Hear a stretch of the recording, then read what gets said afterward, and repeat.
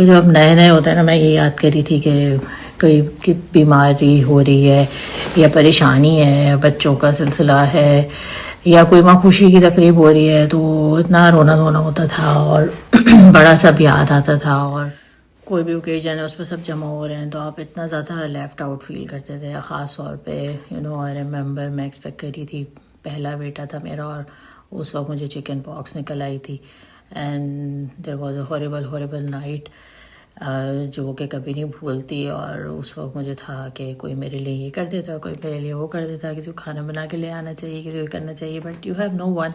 और फिर जो है ऐसा ऐसा भी समझ आती है कि लोग आपके लिए नहीं बैठे हुए।